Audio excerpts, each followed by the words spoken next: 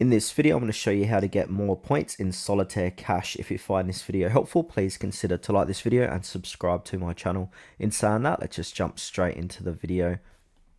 Okay, so there's a few different ways how to do this. So the first way is to play fast. So speed equals points. The quicker you make moves, the more bonus points you earn. Time bonuses are awarded at the end, so don't waste time thinking too long. Focus on long combos, so try to chain multiple moves together quickly. Moving cards in succession, for example flipping over a face down card then using it immediately, can trigger point streaks. Clear columns quickly, so emptying a column gives you more space to move cards around and usually earn bonus points. It also improves your chance of uncovering more hidden cards.